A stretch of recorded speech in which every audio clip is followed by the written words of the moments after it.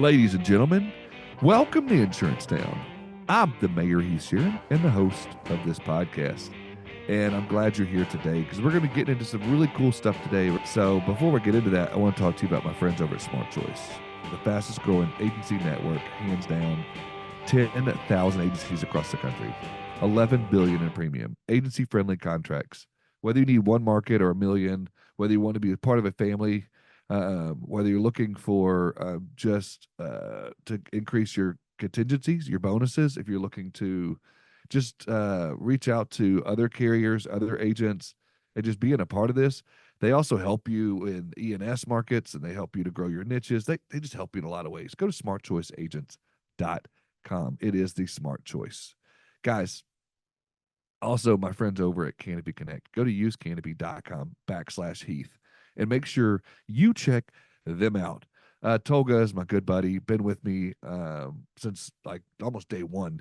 And you guys continue to reach out to me and tell me how much you love working with them, because they're not just a one-click solution to getting the deck pages you need to quote your prospect, but they're also a part of the entire onboarding process.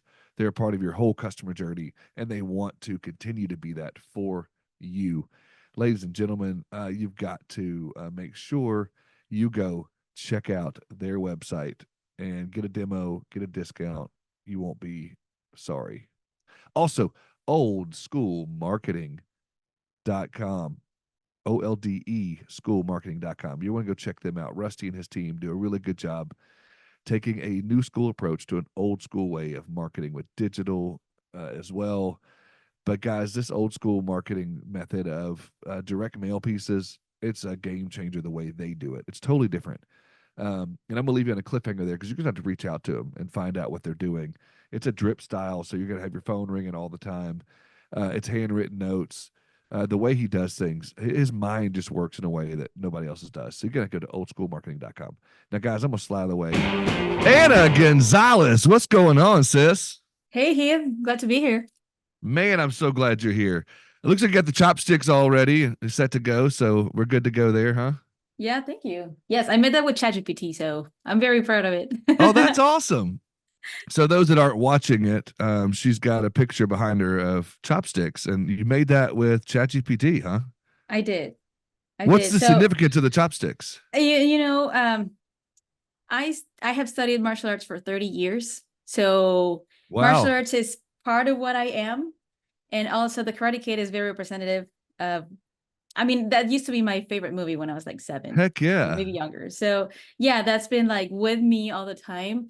So I was like, what can I put in my background that's representative of me? So Pretty awesome. There's probably every week we have a bocce, or Chinese food of some sort. So, but I've never gotten the whole chopsticks thing down. I know you're supposed to hold like a pencil and then move your other fingers, and I don't know. I've never been able to figure it out. So maybe someday if we meet in person, you could teach me how to use chopsticks. yeah, of course. I think it's fun. Yeah, dude. Awesome. So let's take a walk down memory lane. Why don't you tell me a little bit about who you are? Tell the audience, kind of your background. Lead me up to where you are today. I don't want to go back to birth. That makes it a little creepy, but you can at least, take me back a little bit and tell me where you are and what's been going on and all that good stuff. Well, I'm Ana Gonzalez. I was born and raised in Mexico City. My background actually is in architecture. I went to school for architecture, and then I decided, well, this is not what I want to do. I want to do photography. So I did that. But what I like, my real passion was teaching karate. So I taught karate for 15 years, and that took me places.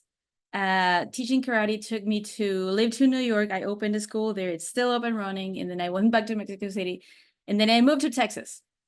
And I've been in Texas for 10 years. I am in Austin, Texas. And, life takes you places. So I have this passion for learning. Like it's an obsession. I don't know. I would translate it. The direct translation would be it's disgusting. I don't think it's disgusting, but it's an obsession Right? for learning, you know? Yeah. So Yeah.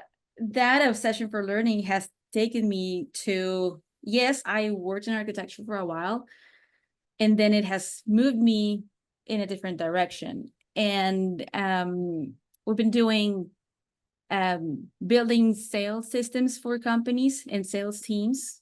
And that's what we've been doing. And now with, I call it the fourth industrial revolution, we are installing that knowledge in sales and systems into using it with AI, integrating AI to it so that we can help better. I love that. So how did you get from there, from architecture to building sales teams to AI from karate? And so that's an interesting journey, and I love that. And I think the audience is going to be interested in that too. Why that transition? What's the interest in AI from all of that background? That's a good question. I can tell you that, well, with the obsession for learning new things, whenever something new comes, I start learning it, and then I start obsessing over it. And I am like, oh, I want to be an expert in this. And I don't think that I will ever be an expert on anything, because nobody can learn 100% of everything. Right. And AI is still evolving. 100%. It's changing very fast. What I can tell you is that we've been building those sales systems and those sales teams. And I don't know if this has happened to you. Do you have kids, Heath? Oh yeah, 3 of them. Oh my gosh, how can you do that? I have one and I can barely manage that. Anyways, I realized that sometimes I would call his doctor or his dentist to make an appointment. And Yeah. I mean, they don't shine for their really great customer service, And it was really hard to get a hold of them to make an appointment. So I was like, there should be a way. And also, those, you call the cable company, it's super uncomfortable to, oh, you want English? Press 1. You want Spanish? Press 2. Do you want, it's annoying. So we found this gap in the market, and we started to see that also we made our mission to save the world from crappy chatbot experience. Yeah. So what we're doing right now is building chatbots that actually have a conversation with you. I don't know if you've been to a website and you have questions and you go to the chatbot, and the chatbot is like, what's your name? Okay, what's your email address? And you're like, this is my email address. And the chatbot is like, go to the corner, wait for 2 days for me to reply to you. Like that's actually what they do. Yeah, no, you're right. So the average response time, and this is actually a stat, the average response time to online inquiries is 47 hours. Like, wow, I did not know that. It's 47 hours. So can you remember a website you visited 2 days ago? Or I mean, I don't Not even remember. 2 minutes ago. I can't remember. Not even 2 minutes ago. So if you don't respond to a lead within 5 minutes, your chance of converting them drops by 80%. Yeah. This is an actual stat. So with all the sales systems that we build, we've had clients who are like, I mean, I have a lot of leads, but I don't know how to, I can't keep up with them. Right. Well, yeah. And in the insurance industry, we have a lot of people that are, starting to get more online leads and more things like that from online, and, or they'll get those, inquiries really quickly like that. And we tell people all the time in our sales trainings that you have to respond to them within a minute. 1 minute. Like if you don't, then it decreases by this amount. I mean, you can respond in 5 and still probably close it, but your likelihood of closing is much higher when you get back to them within 60 seconds. Yes. So 5 minutes, your chance of converting them. Oh my goodness. No, you're good. Can we do this in Spanish? Yeah, no, because I can, maybe my audience could understand it, part of them, but I couldn't. No worries. So no, I can do this in English. No, I'm kidding. But yeah, I just 60 seconds, because again, I know me, and I know the rest of the world out there right now. We're such an and I call it a squirrel society or ADHD society, where they're going to be waiting for that minute, 2 minutes, and then they're finally going to be like, oh, I'm going to go to another site. Let me go check Geico, or let me go check Progressive, or let me go check this website, that website. Yes. I don't know if this happens to you, but if I need to wait 10 minutes, I go to the competition. I go to the next website and I Yeah. see who responds faster. So the average response rate time for AI powered sales and support assistance is 9 seconds. Oh, wow. Mm-hmm. So what was the 47 hours stat then? Oh, for businesses to actually reply. So if Oh, you okay. get So if you get AI involved, it goes from 47 hours to 9 seconds. so if you get that chatbot who's like, "What's your name? What's your email? Goes in the corner. I'll get back to you later." That's a 47 hours. I In some think that's websites, hilarious that the voice that you put with that, go over there. It's like so choppy. It's hilarious. don't you feel like that? It does feel that way. That's really funny. Yeah. So yeah. So go ahead. No, I think you were onto something. I didn't mean to interrupt you earlier, but just relating that back into insurance and the space that I'm in. The more and more people are getting involved with technology and adding, quoting portals on their website. They're adding, opportunities on their websites. Mm-hmm. I think our industry has always been a tad behind on certain technologies, but we are seeing more and more people that are thinking about adding chatbots or virtual assistants or something to that effect. And so, again, with your transition into that, talk to me a little bit about what you're seeing because you work outside of insurance. You probably have some clients within insurance, but what are you seeing within the sales cultures out there and how you're helping them improve? Well, I mean, now that you mention it, we're actually working with a large insurance brokerage now to install AI voice appointment setting for several of their agents. And I mean, for those who aren't comfortable with it yet, we have live human setters as well. But we're finding that conversion rates for AI setters are similar to human callers, as long as the script is dialed in and they are trained properly on how to handle the call. So that's a good segment or segue into what I wanted to ask you as far as those out there, whether you're in the insurance industry or real estate, mortgage, any sales industry out there, how do you get them to overcome the objection of the fear of AI or the fear of chatbots or the fear of, taking that out of a human control? Well, it depends on where the fear is founded. Uh, That's good. I've heard some objection of, oh, people like to talk to people. Yeah. And we have found that most people don't care if they're talking to a machine or not. Like they only care that they get their problem solved. So Good when point. people are interacting with the chatbot or with the voice AI, what's important for them is that their problem gets solved. And whenever, like, I don't know, I go to a website, I want to get my problem solved. And I don't want to talk to someone. Like, what I want is my problem solved. Right. And when someone actually agrees to book an appointment with you, Yeah. that's because they're ready to talk to you. No, you're right. You're right. You were on a roll there. I was taking notes over here. Sorry. Um, so I think, but that is, something that a lot of people hesitate on is, but what I've always told people is AI technology, if you're going to go back just a broad scope of technology, or even now chatbots, I think they're setting you up for the human conversation. That's It exactly might right. begin, it might Mhm. begin with a chatbot or a voice.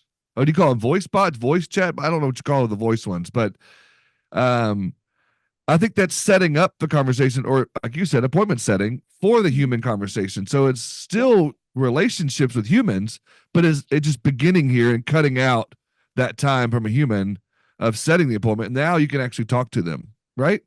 Yes. And some customers can even tell the difference between an AI assistant and a human. I mean, we're not trying to fool anyone, That but yes, good I point. mean, if, I Very mean, good and point. it's something's better to disclose up front rather than just hope the customer doesn't notice. But some of them don't notice. Like I have this client who, so we have this chatbot that we install on her site, Okay. and she was talking to me. We knew each other from before, and she was telling me, you know what, I think I'm gonna close my business because like I don't know, it's getting slow. Yeah. So we just installed a chatbot on her website, not even AI voice, not even on her SMS or anywhere else, just her website. And she thought that nobody was visiting her website. 2 weeks later, we saw all the conversations that her chatbot was having. We saw this is an event, a party venue for kids. We saw that the chatbot was replying to questions, was booking appointments for open play, and also and this is funny. The chatbot booked a party, and I don't know about you. I didn't know that people would spend $5,000 in a party for their kids. These parties are high ticket like that. This bot booked a party, a $4,000 party for her at 10 at night while she was talking her kid in. She texted me the next morning. She sent me a screenshot. She was like, "Who was having this conversation?" And it's like, that's your chatbot. And she's like, she talks like a human. Like she would not believe that her chatbot was actually having an interaction that looked like seemed human. Yeah, and to your point, that the first thing that I think of chatbots. So people asking me, why would I want to have a chatbot, or why would I want to have something like this? Is because it does give you that 24/7 access, 24/7 customer service that your human support or your staff at the office or at home, wherever they're at, they're going to be 9 to 5, 8 to 5, Dolly Parton, they're 9 to 5, but they're not going to be able, not, I shouldn't be able to, but they're not going to want to work 24/7. So when you could deploy that chatbot, but you also brought up another good point when you're talking about them setting that appointment and getting that $5,000 close on that. Talk to my audience a little bit about those that are new to it or thinking about the chatbots or whatnot. Where does that, how do you, I guess, the accuracy and the information that they're able to spit out and the way they can sound more like your agency or your company or your firm or whatever it might be? Well, in our case, they just need to know their business. If you know your business, you know how your AI should sound like. Okay. Yeah. So I think it's they only need to know their business, what they do, their messaging, and the FAQs. That's all I need for me to be able to, and what they want their chatbot to do. Like they wanted to make appointments, or they wanted to just answer customer service questions, or they wanted them to only send a link to checkout or a link to Calendly. That's what they need to know. Okay. Their business and what they want their chatbot to do. That's it. So there is some work on the back end for the human or the staff, and then they probably need to update that quite often. Yes, whenever they need updates, like, I mean, I don't know how it's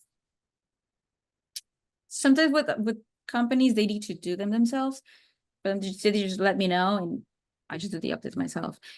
And let me go back to something that you mentioned, because I think it's pretty hilarious. You mentioned something about the appointment setters or the workers. They work 9 to 5 and that's it, and they don't want to work more. But let me add that, I mean, the AI powered assistants, they work 24/7. They never miss a shift. They never take a break. They don't take long lunch breaks. They don't fight with their boyfriend the night before. They never ask for a raise. Like they just follow your scripts and processes, and they book the appointments all day long without your involvement. Right. Like, yeah. If you give them feedback, they don't take them personally, Yeah. And I think, going back to that, I think you're exactly right. They don't give you the headache sometimes that an employee may give you. But on the flip side, on the other side of that, I think that, to educate this chatbot, I think, and I'd love to hear your thoughts on this, is personalizing that to using your company lingo, your agency lingo, maybe it's that, you want to have a little more laid back where they might use, more modern day lingo, or it might be that you want them really professional and you want them to speak in certain terms. Yeah. Or maybe there's certain language within your town or your city that you need them to use to help them to, sound like part of your team? You know what I'm saying? Do Yes, you yes, see a yes. lot of that? Is that something that you see out there outside of just Anabots, but all chatbots? Do you see some of that? Ugh. Um, That's a I, sore subject for you, it sounds like. I just, I love the I passion, but hit me. I have seen a lot of chatbots who are trained by tech bros. Yeah. And by tech bros, I mean, yeah, they know the technology, but they don't know how to do sales. We've been doing Yeah. sales systems for 15 years, so we Yeah. know the topic. And those tech bros are, I mean, I'm gonna show my age here. They're 20-year-old guys who know the technology, but the business part, the how to manage sales, how to qualify a lead, Yeah. it's not there. Or Well, okay. Tell me, what does it look like then? How do you get a chat bot to be able to qualify a lead? Like, how does someone listen to this? How do they do that? Or well, to be able to there's do some of those things you're talking about? there's different questions that you need to make. Okay. And sometimes, for instance, at with the chatbots that I've seen, it's I go there and ask a question, and the bot replies to me either with a really long answer that I'm like, oh my goodness, this is like the encyclopedia here, or I ask a question and the bot replies to me with something that I did not ask, that I did not need to know, or like that was not my question. This doesn't make sense. And also by people who, I mean, English is not my mother language, but I Right. can tell that the bot was trained by someone who also does not know English. Like uh, a couple of days ago, I was, because sometimes I like to go to websites and see the chatbots and like how they're doing, and that helps me figure out, oh, my chatbot should be doing this, like, Yeah.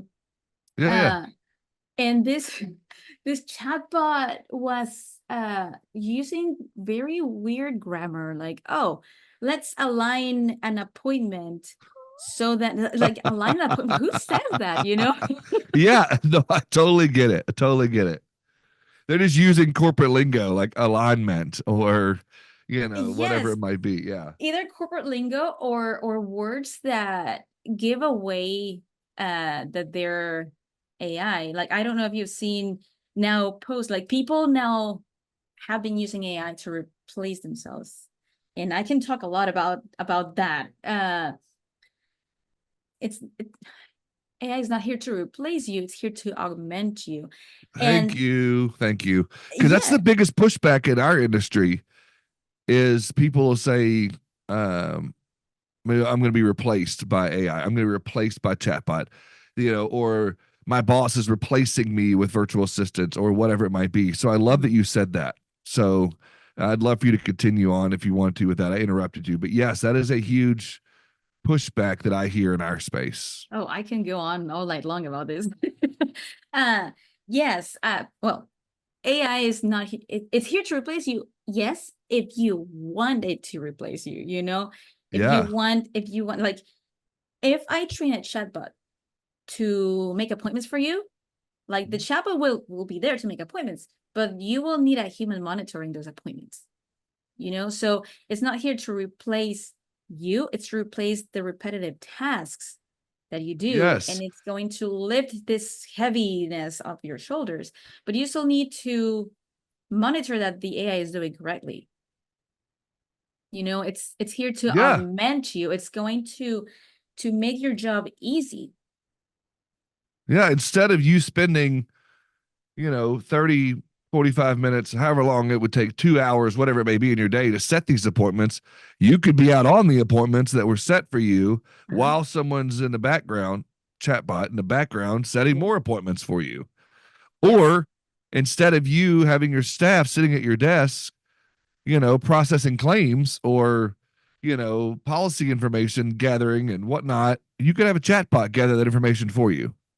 And Yes. someone, you train your clients, and that's the other part of it that I would love to hear so I've got, if I'm agency owner Billy Bob, and I've got my agency set up. I don't know why I use Billy Bob. I guess because I'm in the South, but I've got Billy Bob Insurance Agency, and I want to start using these chatbots. I think there's some I guess a learning curve there, and some things you've got to talk to about and like set up with your clients to be able to say, okay, hey, clients, we're now using chatbots here. And again, going back to what you said earlier, the transparency, you're not trying to fool anybody. We're now Mhm. using chatbots. Please feel free to log into our website or log into your app or log into whatever. Mhm. And, you can get claims information way faster that way. You can get policy information faster by using our chatbots. If you still want to call humans, we're here. Yeah. But I think you got to train your clients in order to get them to use the chatbots. Otherwise, you're spending money for nothing. Well, that's a good point that you're making. If you want to disclose that you're using chatbots, cool. And if you don't want to disclose that you're using chatbots, that's also cool. People go there, talk to your Right. chatbots, and maybe they will figure out that it's a chatbot or not. I had this. So my chatbot for our company, his name is John Connor, and I saw a conversation that John Connor had with someone, and this person asked John Connor, "Hey, are you an AI assistant or are you AI?" Something like that. And Yeah. John Connor was like, "Well, that's," and I thought it was hilarious, but because John Connor said, "Well, that's what they tell me, but I don't believe them." So John Connor was disclosing, "Yes, I am an AI, but like I don't believe them because I'm here to help. Like it doesn't matter, you know." Yeah. And he got the conversation handled, and the person was not even like, "Oh," it was like, "Oh, okay," and the conversation went on. Yeah. So you're saying you can tell people that you're using the chatbots and AI, or you could not, and you still think that it'll be effective either way, and maybe you'll not even notice that it's a chatbot.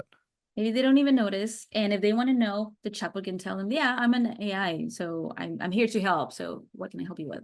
Yeah, I think that's a great way. Again, transparency, and to Yes, say yes, I am a chatbot. However, you know, yes. um, However, and let's get you yeah, taken care of. Yeah. or I've seen cases early on. I still think it's relevant. Now is if let's say you start the process with a chatbot and your customers on there working through a claim or working through trying to figure out their some information on their insurance. It starts there, but then the chatbot can be trained to say, let me connect you with Anna, and Hmm. she could take this conversation further.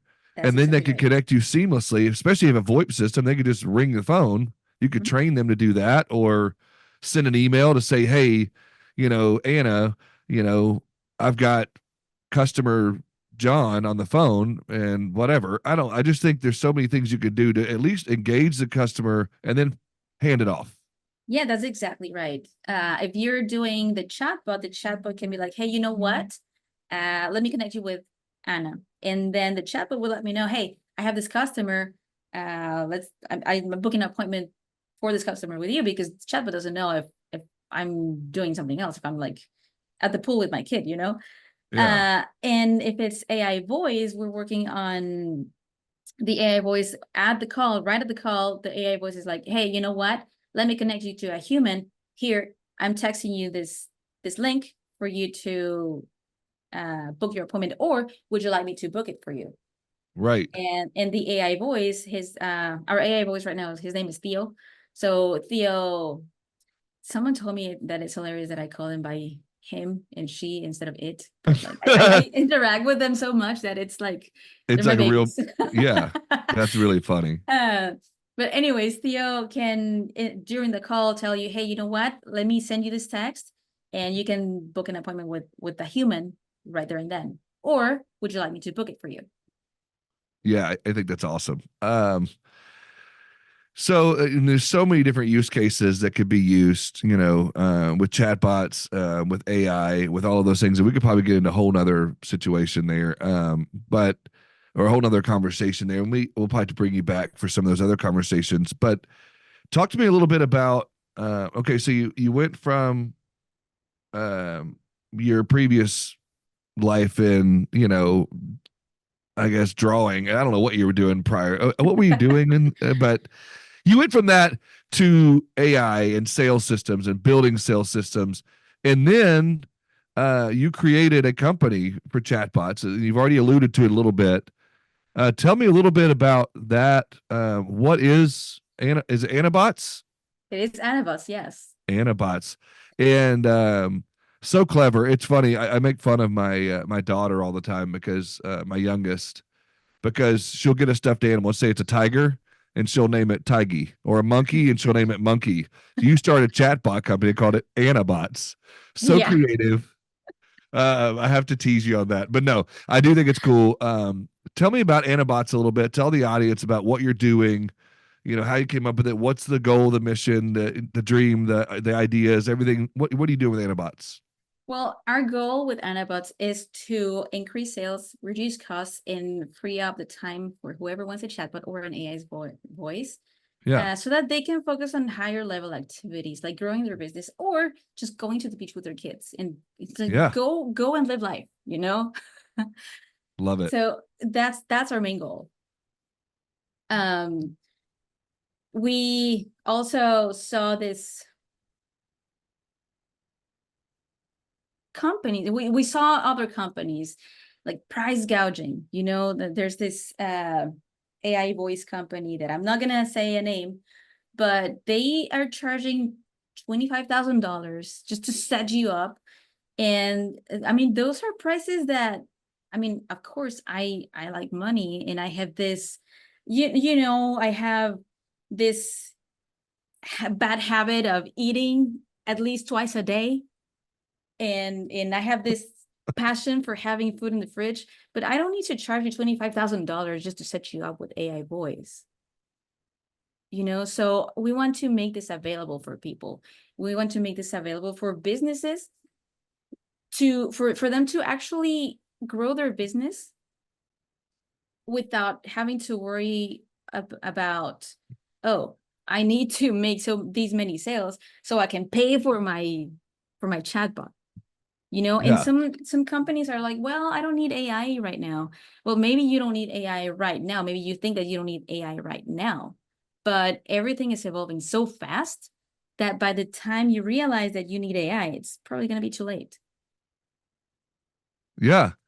I went to your website anabots.ai.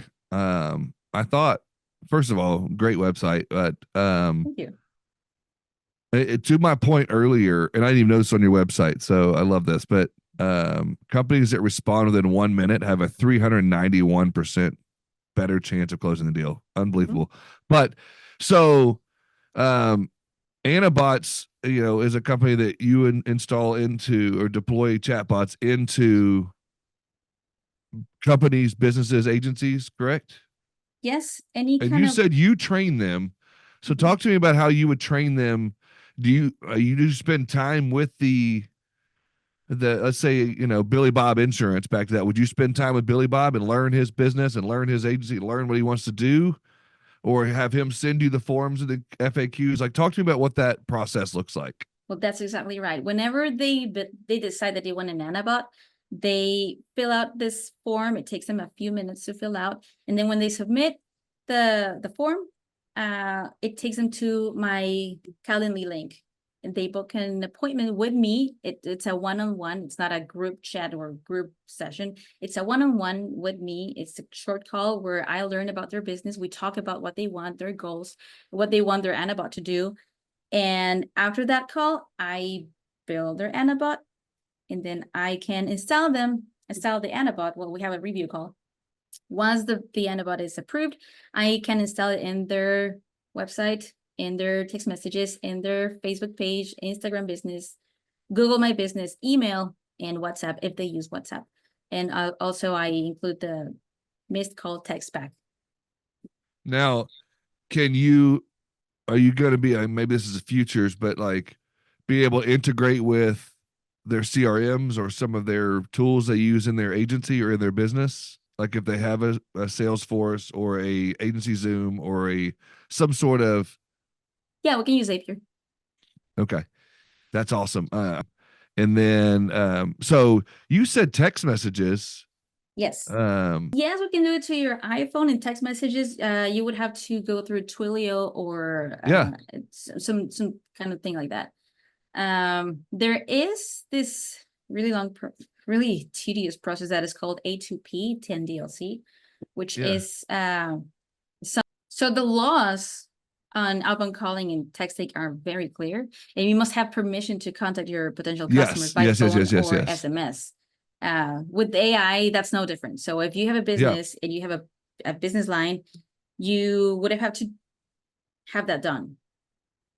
Yeah. Yeah, that brings another good point. What about, the security and some of that, what your security look like from that standpoint? Oh, it doesn't go anywhere. It just stays Okay, there. Yeah, it doesn't go anywhere. perfect. Um, is there anything else that, you wanted to discuss as far as, Anabots and what you guys are doing as I'm flipping through your website right now? But anything else that we did not get into, I want to give you plenty of runway. I want to drive traffic your way because I think what you're doing is awesome. And then you have a background in sales. Like you said, it's not some, what'd you call them? Chat bro, AI bro, A tech bro. a tech bro. A You're not tech just a, bro teensplaining me. yeah. No, you're not one of those. Like you actually have a background in sales, in Yes. appointment setting, in AI. You kind of, so you're a little further than that. So, talk to me if there's anything else that we're missing before we wrap up that we wanted to get into. Well, I will say that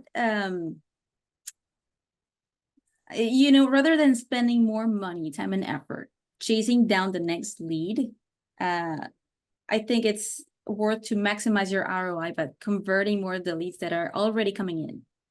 Yep. And that ties in with having a chat widget in your website. Like you don't know how many people visit your website, or maybe you do, but you don't know how many people want to ask a question. And since it's hard for them to ask the question or they can't find it, they just move on. Yeah. I almost get frustrated now if I go to a website and they don't have a chat bot, because I got so used to it, Yeah. several, it's been a while, maybe several months ago, maybe a couple months ago. Anyway, early this summer, I lost my luggage and I was frustrated with the push four for this, one for this, two for that. And Oh, I yeah. couldn't get a hold of anybody on the phone at this airline. And so what I ended up doing was I finally just got onto my app and there was a chat feature on my app. And I jumped right in the chat. And I don't know if it was AI or if it was a human. I don't know what kind of, but it answered my questions that much quicker. And I was able to get my claim filed. And my luggage was found the next day, but they were able to tell me, here's your budget, here's what you can spend, go buy yourself some new clothes, go get yourself some new luggage. And it was amazing. But Mhm. prior to that, I'd spent like 2.5 hours on the phone. I had a meeting like within an hour, and I had to go to my meeting in like my bum clothes that I flew in because I didn't have anything. I didn't know what I was doing. Yeah. So anyhow, now, I look for websites that have chatbots, and if they don't, I get frustrated. I'm like, oh, because it's so much Right. easier for me to just type something in there, especially if I don't want to feel like a dummy. Yeah. And you know what? It ties with the fact that, let me ask you this question.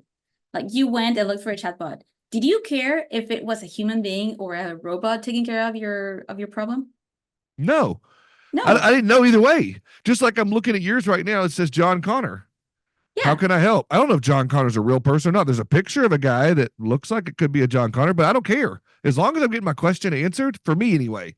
Now, I may be exactly. different from some of my audience listening right now, or may not even stayed this long, but those that stayed this long in the podcast that are hearing this, they may not care either. I don't think your clients are going to care one way or They another. don't I think care. they just Uh, want to get their question answered. They just want to get the appointment, or they just want to do this or that. So, you're dead on, Anna. And I appreciate you spending some time with us. I know we had a hard stop here in a minute, but anything like contact info, any way they can get a hold of you, talk to me a little bit for as we wrap up. Sure, they can go to our website that you said. It's anabots.ai, anabots.ai, or they can reach out to me on social media, Facebook or Instagram. They can look for me at Anabot Prime, and they can also find me in LinkedIn at Ana Gonzalez Gibbs. Ana Gonzalez with Z and Gibbs. That's it. Oh, there you go. Awesome. Thank you so much. Also, Do a quick plug for your podcast real quick before we head out. Oh, so I run this podcast. It's called BBAI, Basic Business AI, and we bring entrepreneurs. It's my partner and me. We go both to the podcast, and we bring entrepreneurs to talk to us about ideas about AI. You can be an expert in AI, or you can not be an expert in AI and not know anything. You can not know even how to work the Zoom window. And I would love to bring you on and talk to me about your ideas about AI, what you would like for AI to do, or simply what you're doing with AI in your business. Awesome. Love it. Thank you. Thank you, Heath.